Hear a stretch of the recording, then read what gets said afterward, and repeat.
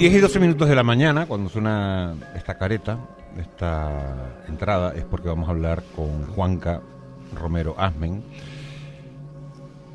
que es periodista, que es escritor, que hace todas las semanas Rutas Misteriosas. Juanca, muy buenos días. Muy buenos días. Y hoy vamos a hablar de un tema que a Pablo Gandía y a mí, Pablo, buenos días de nuevo. Hola, ¿qué tal? Nos apasiona, que es el mundo aéreo, el mundo de la aeronáutica.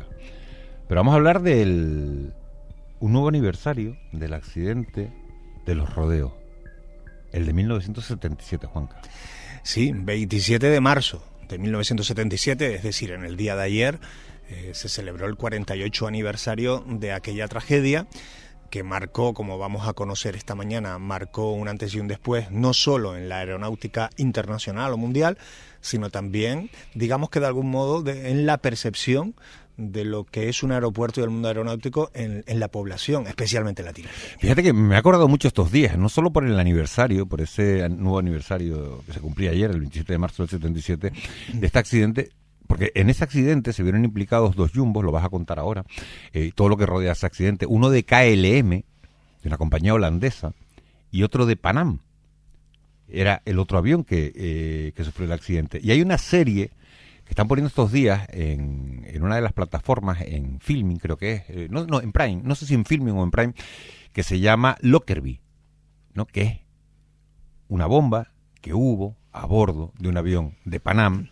en la ciudad escocesa de Lockerbie, y que también le costó la vida a un montón de personas, ¿no? Y que estuvo investigándose durante años. No les cuento cómo acabó todo aquello para no estropearles la serie si la están viendo, y porque nos vamos a centrar hoy, Juanca, en el accidente de los rodeos. ¿Por qué está marcada la fecha del 27 de marzo en la historia mundial? Porque fue uno de los accidentes más graves de la historia. El más, es decir, el accidente del 27 de marzo del 77 se convirtió en la mayor tragedia aérea de la historia. Y hay veces que hay personas que discrepan con esta frase, ¿no? Con este concepto, porque dicen que las aeronaves estaban en el suelo y por tanto considerarlo accidente aéreo es erróneo, lo cual yo, sobre lo que yo me río, ¿no? Discrepo totalmente. Por supuesto que es aéreo porque se da en un ecosistema aéreo que es un aeropuerto y que son dos aviones los involucrados.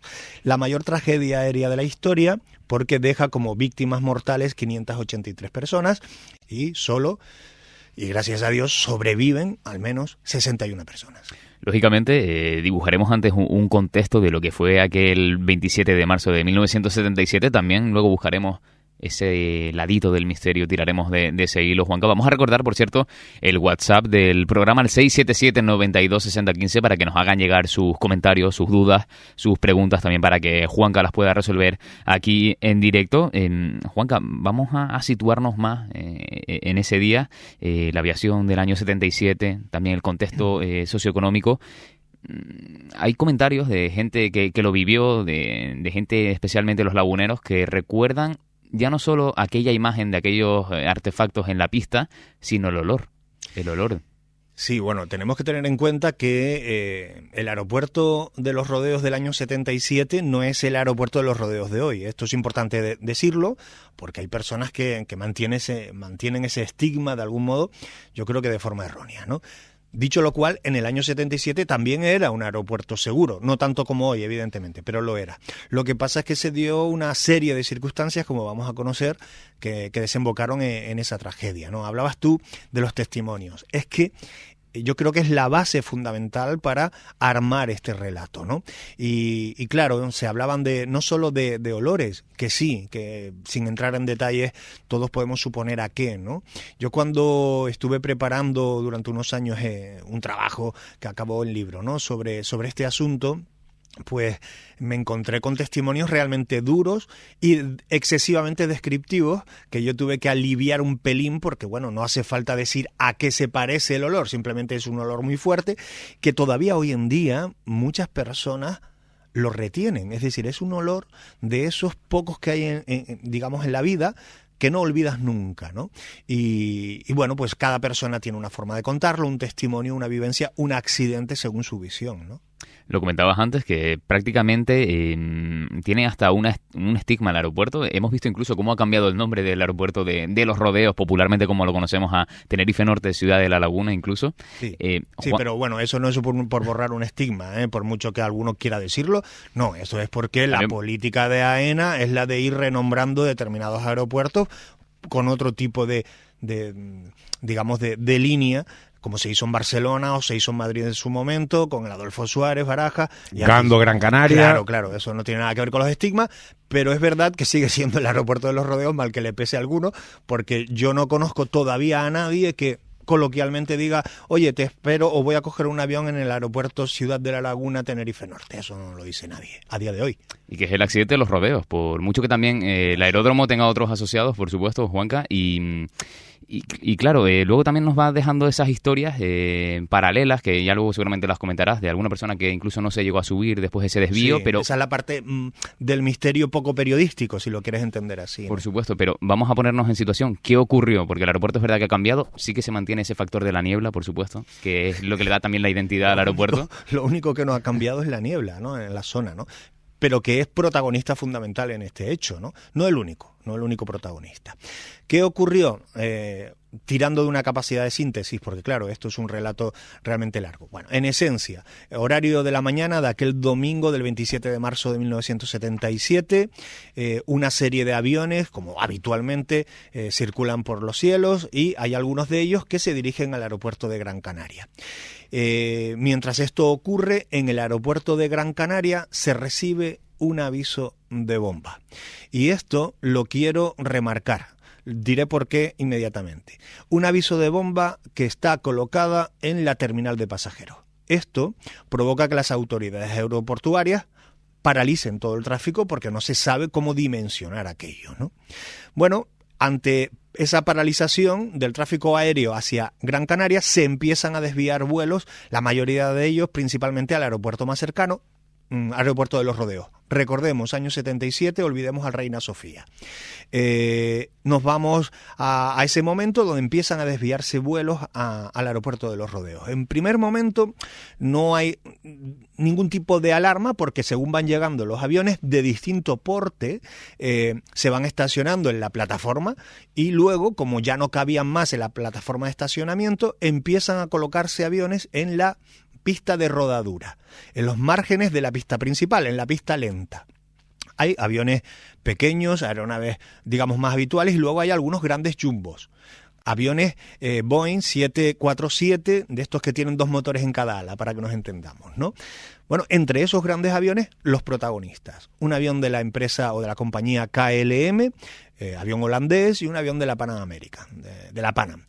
Estos 2 aviones que iban a Gran Canaria también son desviados a Los Rodeos. Bien, adelantamos la historia. La mañana fue una fiesta, porque claro, no era habitual tal cantidad de aviones en ese aeropuerto y la gente iba a verlos.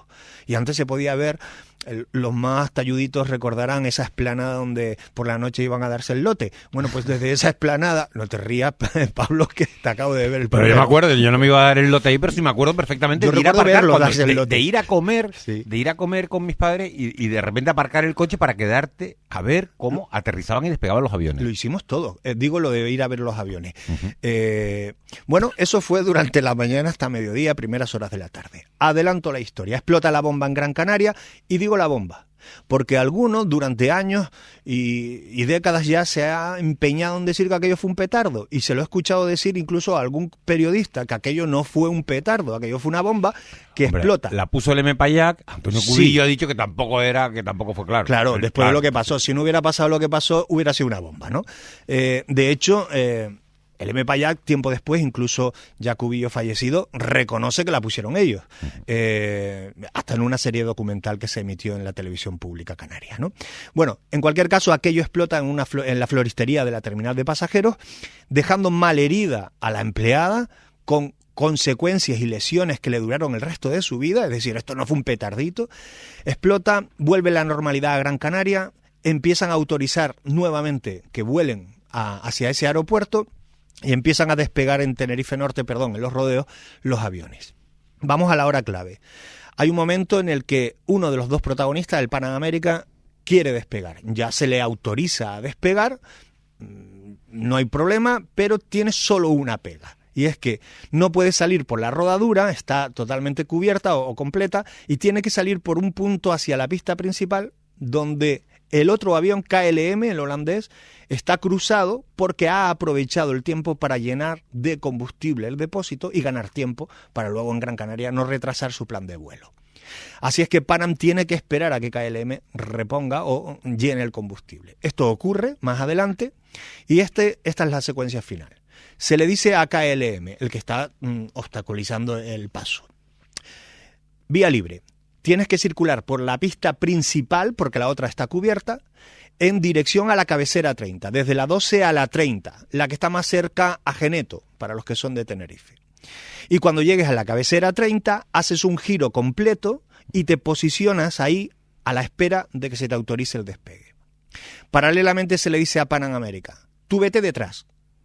Pero cuando llegues a la salida número 3, a la izquierda, sales y ya coges la vía de rodadura a esa altura, que es posible, abandonas la pista principal. Todo esto en medio ya de una niebla que se metió a primera hora de la tarde.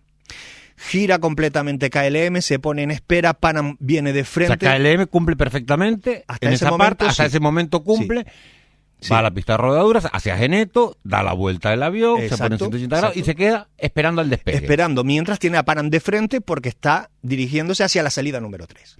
Pero al llegar a la salida número 3, el comandante de Pan Am dice: espérate, aquí hay un fallo, porque el ángulo que tiene esa salida es totalmente contrario al que yo llevo. Un gran jumbo no puede hacer ese giro. Esa maniobra. Yo voy a ir hasta la 4... porque la 4 sí tiene un ángulo de prácticamente 40 a 45 grados y por ahí salgo perfectamente. Con lo cual sigue por la pista principal. Sigue por la pista principal entre la 3 y la 4. Sabiendo, bueno, sin ver, entiendo, no sé si vería, no vería. No se veía. No se veía al Pan Am que lo tiene de enfrente parado, esperando para despegar. La visibilidad en ese momento está entre 100 y 150 metros, que eso en un aeropuerto es nada. Es decir, no se veía. La niebla no te permitía verse. Bueno, pues ahí hay una serie de comunicaciones entre torre y aviones.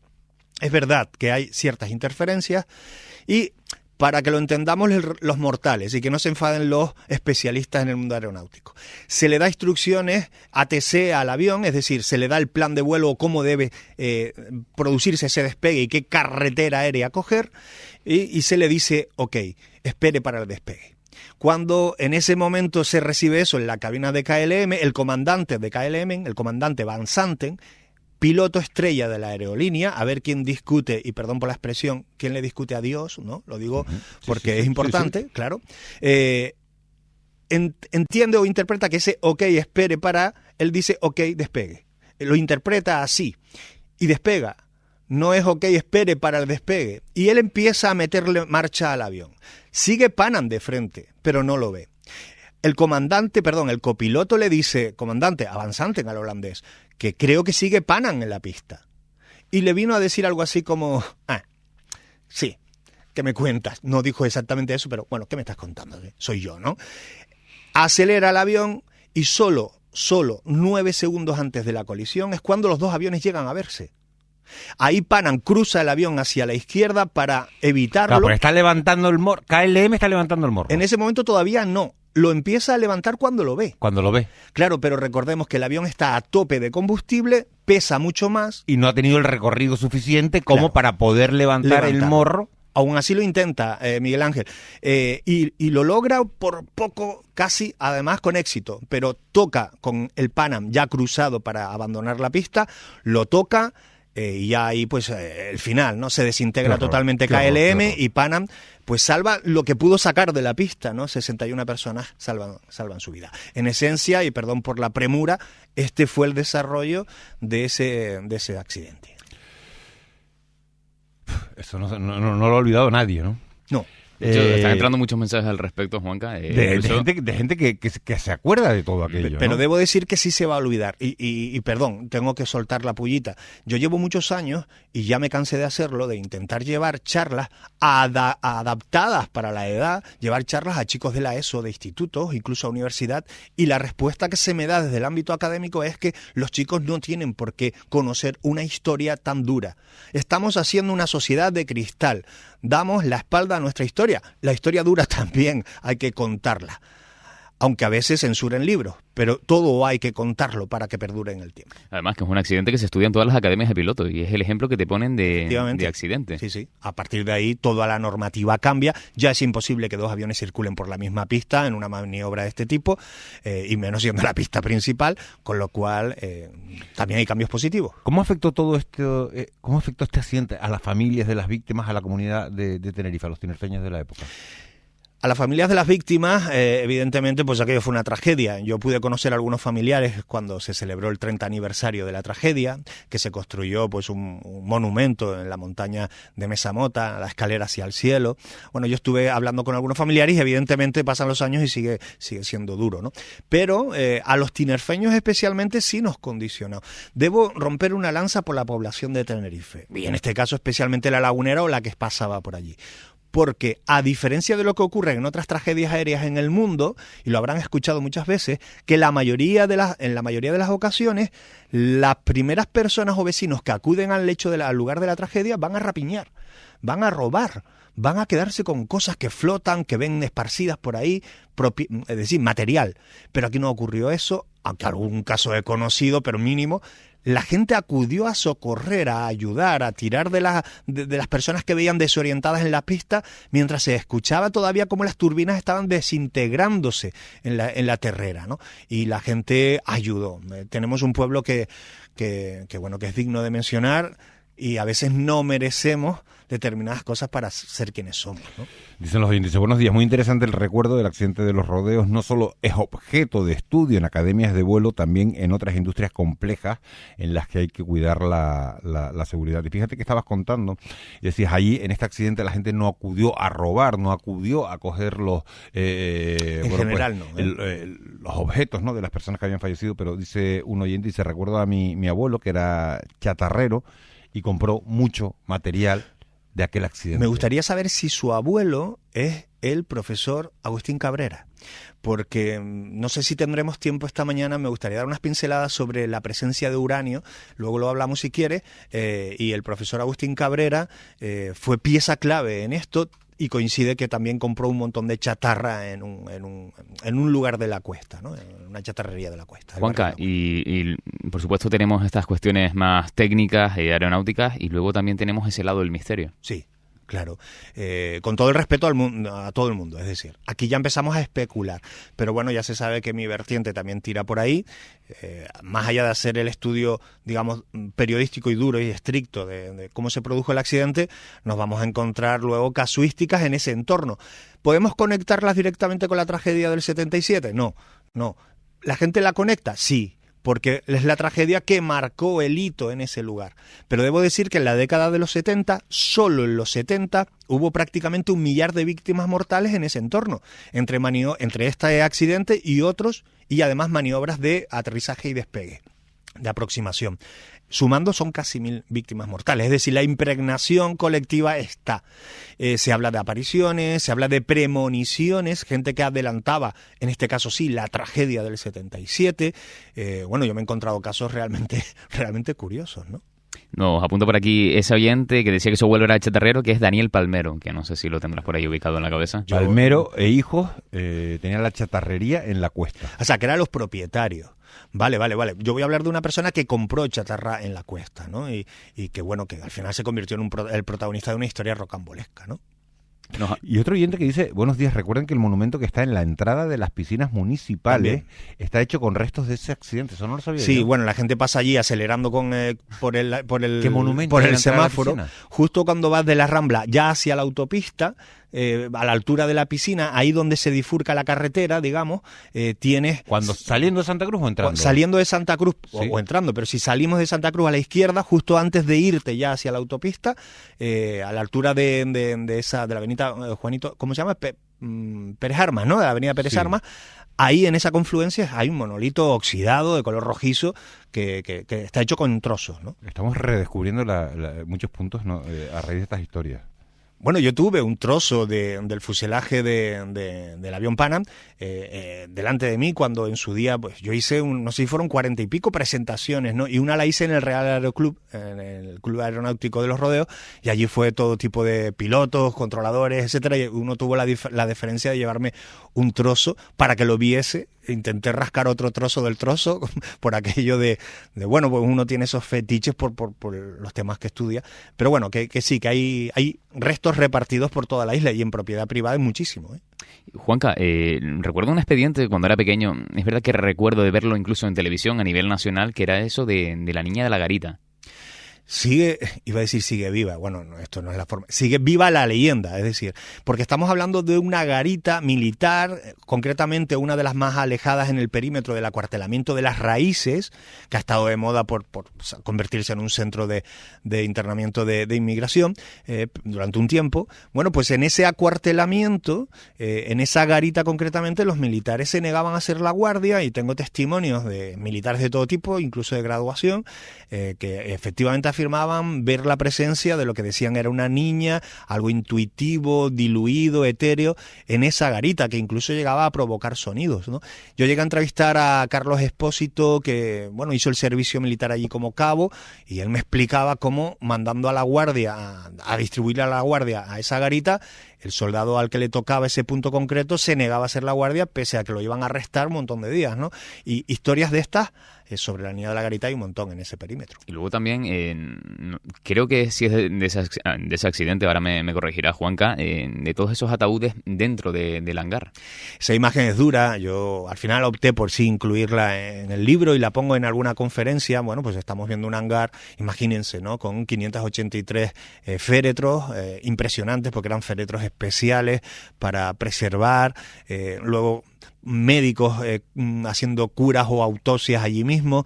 Bueno, en fin, fue una imagen espectacular, y hay que decirlo, espectral, porque en esa zona del hangar se siguen produciendo testimonios de personas que dicen, bueno, pues ver extrañas sombras pasar por allí, pero porque está impregnado en el recuerdo, sin lugar a dudas, ¿no? ¿Nos apuntas por aquí otro nombre? ¿Don Ignacio Roger? Don Ignacio Roger para mí es el ejemplo de testimonio de lo insólito en los rodeos. Lo resumo muy rápido. Un señor octogenario, barrio del Coromoto, que pega con las pistas del aeropuerto, y este señor, previas conversaciones para de algún modo el hombre se convenciese de que yo no estaba loco, decide contármelo. Me invita a su casa, conozco a su esposa y subimos los tres a la azotea de su casa. Mirando desde la azotea la pista de rodadura, él a mi izquierda, su esposa a la derecha. Él no sabía leer ni escribir, tengo que decirlo, pero era un hombre muy culto de la vida, esa gente que sabe expresarse aún no habiendo estudiado, ¿no? Me dice con sus palabras, allí, señalando a la izquierda y al aeropuerto, allí estaban los muertos. Estaban cortados por la mitad, pero me saludaban. Y su esposa lo interrumpe. Cuéntale lo de los niños, dice. Y la señora añade, allí, señalando a la derecha, allí estaban los niños. Salieron todos corriendo hasta sus padres, decía ella de esa manera. Pero no llegaron, se borraron ahí delante y volvieron a salir en el punto de partida. Ellos dos, sin saber lo que es la parapsicología, ni lo que es un cuarto milenio o lo que es una ruta misteriosa, estaban describiendo una aparición fantasmal prototípica de libro, ¿no? Extremidades difusas, interactuando. Lo vieron dos personas a la vez, ¿no? Con el convencimiento de que aquello fue real, que lo vieron. Y te lo estaban contando dos personas con mucha cultura, pero sin estudios, ¿no? Es decir, no, la inventiva, eso se nota cuando un testigo quiere inflarte una historia para seducirte, ¿no? Aquí no había seducción ninguna, había una naturalidad brutal. Uranio. Para mí, yo creo que uno de los, si no el que más, el gran misterio. Yo siempre había escuchado, hasta el momento en que me puse en serio a hacer el estudio sobre este accidente, había escuchado lo siguiente, y bórrenlo porque lo que les voy a decir ahora luego fue erróneo, pero yo había escuchado que uno de los aviones, concretamente el Pan Am, llevaba un alijo de contrabando de uranio empobrecido hacia Sudáfrica, porque luego iba a ser una escala para armar la alzada militar que estaba en aquel momento. El uranio empobrecido se utilizaba precisamente para armamento de alto calibraje, ¿no? Bueno, yo había escuchado aquello, pero me sonaba raro. Así es que voy a averiguarlo, me pongo en contacto con consulados, embajadas, aerolínea KLM, con Panam fue más dificultoso porque, bueno, ya no está. Total, que descubro que los dos aviones llevaban uranio empobrecido, que no era un alijo, es que ese uranio formaba parte del fuselaje de los aviones. Los planos, las alas de los aviones, llevaban uranio empobrecido porque aligeraba el peso del avión y era muy, muy resistente. Bien, hasta ahí bien. ¿Qué ocurre? Que colisionan y cogen altísimas temperaturas las llamaradas. Aquí podemos plantearnos lo siguiente. ¿Eso contaminó el lugar? Bueno, paso a la historia del barrio de la Cuesta que tiene que ver con esto y seré breve. Pues pasan los años y pues un químico, don Agustín Cabrera, él era especialista en la fundición de plata. Se va al barrio de la Cuesta a un almacén de chatarra y ve que un operario que está allí está con una radial cortando metal, pero él como experto dice, uy, espérate porque esas chispas que está lanzando la radial no son normales, esto es otra cosa. Como especialista lo detecta. Pues él compra un gran cargamento de ese material, se lo lleva para casa y lo analiza. Y efectivamente descubre que hay uranio empobrecido. Lo pone en conocimiento de las autoridades españolas. Las autoridades españolas mandan, si quiere lo entrecomillamos, pero fue así, mandan a unos hombres de negro a ver qué era aquello y requisárselo, prometiéndole que aquello se lo pagarían, cosa que él siempre dijo, nunca lo hicieron, ¿no? Bueno, lo contaba así con una sonrisilla, pero nunca se retiró todo ese material, yo hice el seguimiento de ese material y lo perdí en Madrid, luego sospecho, ¿no?, que en Estados Unidos cayó gran parte de él, pero el profesor se quedó con una pequeñita muestra. Hombre, el profesional sabe. Esa pequeñita muestra la analizamos nosotros para una serie que hicimos en la Canaria hace mucho tiempo, Fenómena, la serie Fenómena. En la segunda temporada, creo recordar, hicimos nosotros, yo participé, yo no la hice. Se analizó con un especialista de la universidad aquel resto y efectivamente marcaba altas dosis de contaminación. Aquella muestra, que por cierto creo que finalmente, por lo que, como lo mostramos en las cámaras, acabaron requisándose, creo. En cualquier caso, la pregunta queda en el aire. ¿Quedó contaminado el lugar, sí o no? Y si fue sí, ¿hasta cuándo? Porque esto dura años, décadas y décadas. Bueno, no hay una conexión entre enfermedades y personal y el lugar, pero eso nos quedó siempre en el aire y tenemos esa historia curiosa ahí, ¿no?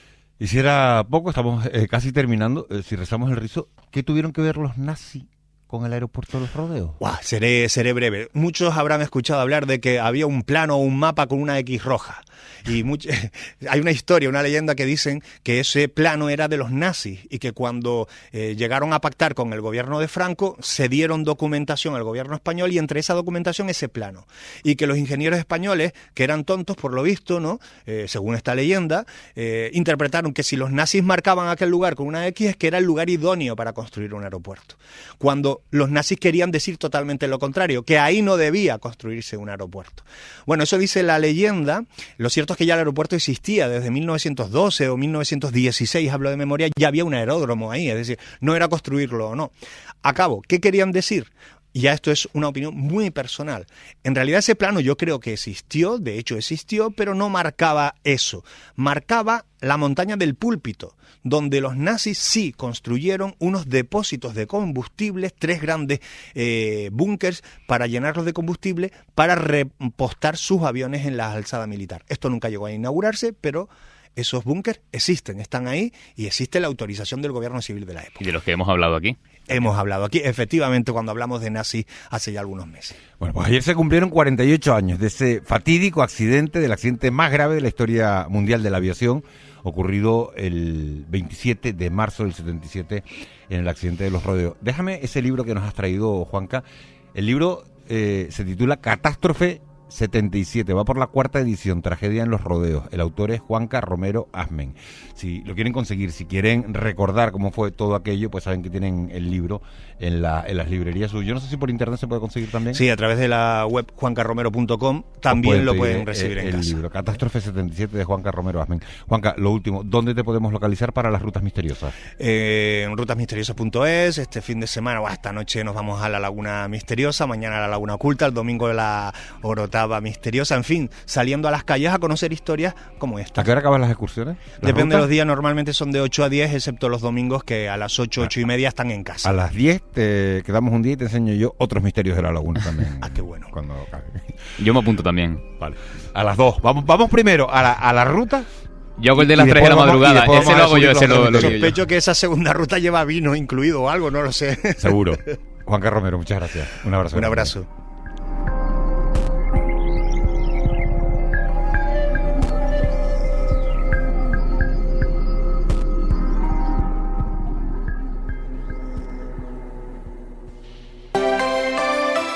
Hoy por hoy Tenerife. Miguel Ángel Dasguani.